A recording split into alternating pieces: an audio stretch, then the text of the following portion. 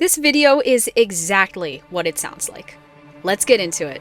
Songs of War is an underrated Minecraft animated series by Squared Media that you should definitely go watch before this video if, for some reason, you clicked on this without ever having heard of it. Beware, there will be slight spoilers for Songs of War in this video. First off, Ardonia has a crop map.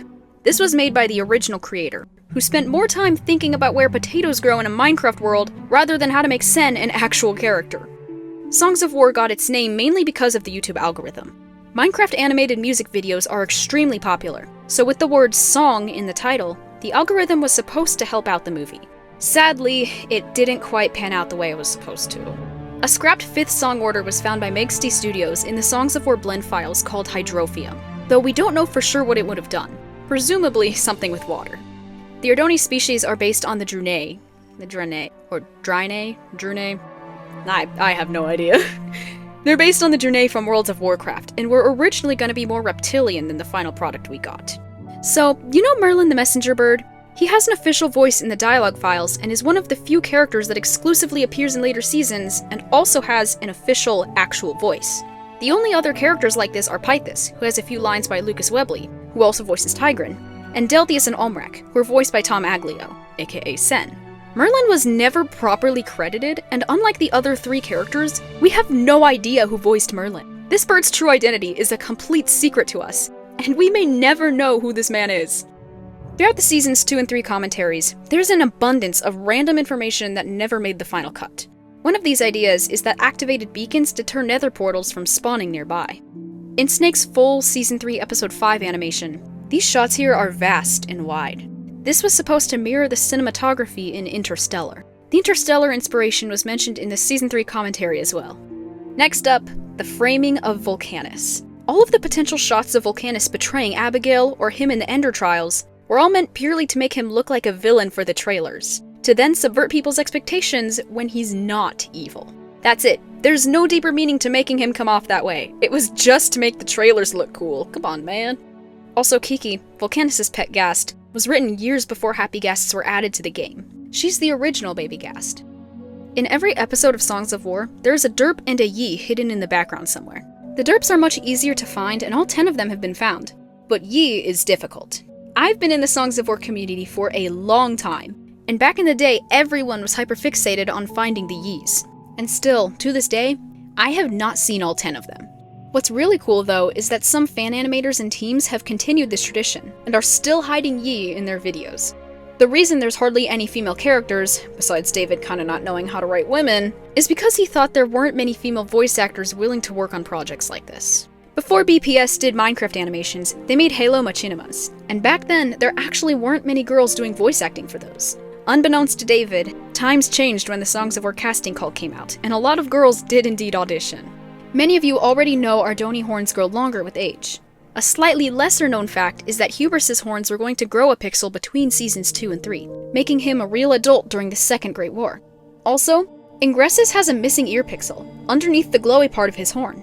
His left side is normal and has the gray underpart, but not his right side. It's missing a pixel there in the front. Once you see it, you will never unsee it. He could have been wounded there and had it chipped off, or he might have been born like that. Thalius wasn't wrong when he said, Ardonia is a large world, and full of surprises. There are a ton of Easter eggs and random stuff hidden throughout Ardonia. The most notorious builder hangout was found by Kaka over on Discord, the infamous Crown Peak Bunker. This hangout is the weirdest, most questionably random thing in all of Ardonia. They have a spaceship, the builders as bees, so many signs, and some, questionable heads on poles in Java edition. There's no shortage of crazy places in Ardonia that never made the final cut in the script. This island way out east is apparently called Vorik Island. This place is wild. It looks kinda like the overworld version of Hell. These super deep trenches span across the northern waters by this island, and there's an enormous volcano in the middle. The only other volcano in Ardonia is Mount Tempest, and that place was significant for the necromancers. So it really makes me wonder what in-universe explanation could be responsible for this geographical anomaly. Oh yeah, and under the Redstone Academy, there is a huge underground railroad system that leads straight to this building on the outskirts of Crown Peak. I wish this was brought up in the official lore because who knows, maybe the Nether could have used it when they realized the Knights were at the Redstone Academy. or even just to show that technology was advancing and seeing what looks like Ardonia's first train system. If you want to download the Ardonia map and explore it for yourself, the link is in the description, and there should be access to both the Bedrock and Java worlds. A lot of people have asked for the map in the comments of other videos, so here you go if you still don't have it. The spaceships from Worlds Apart are in the Ardonia map too for some reason. Just look straight out at the ocean from Amaria, and there you go, you got some random futuristic aircraft in my medieval Minecraft world.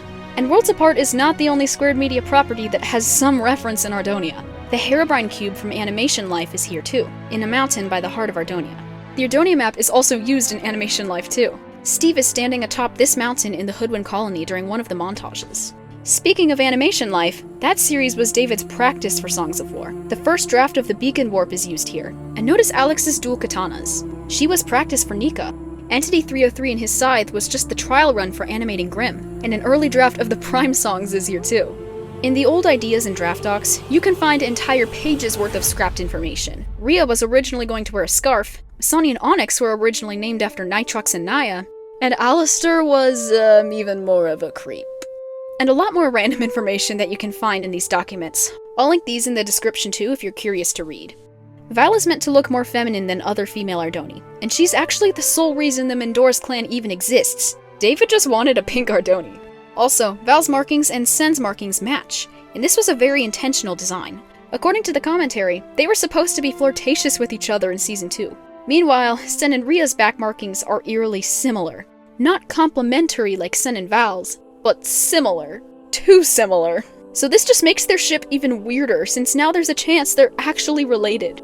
While on the topic of Val, in the original flowcharts for Songs of War, she was supposed to be killed in the final battle. She was going to fight one of the Withers protecting Sen and Rhea, only to be killed by Pythus.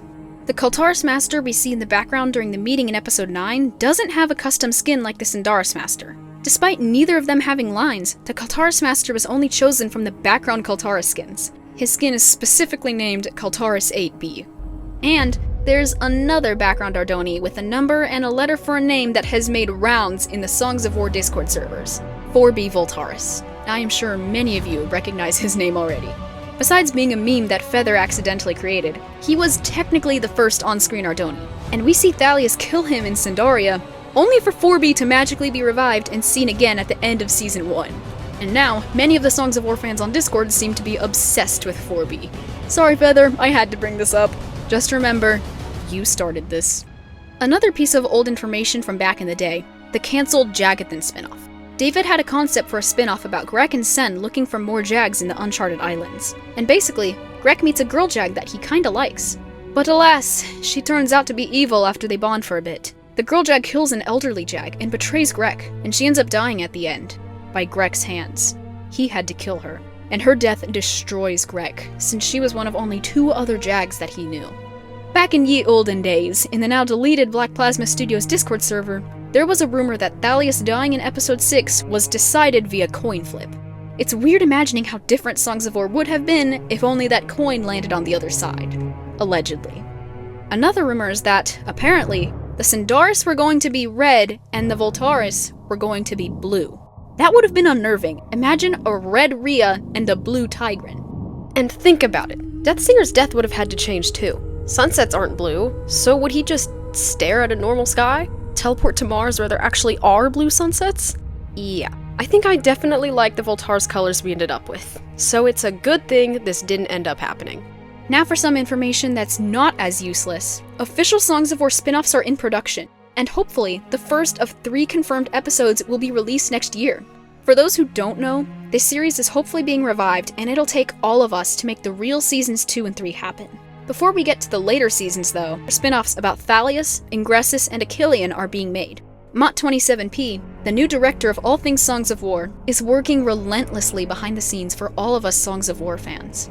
When there's more public information available, the best place to find it is the Squared Media Discord server. I'll link that in the description as well. The first episode will focus on Champion Thalius and the tournament in the Prologue, and trust me, it's gonna be a fun time. Once that episode is published, Squared Media will start the official fundraiser to make Seasons 2 and 3 happen.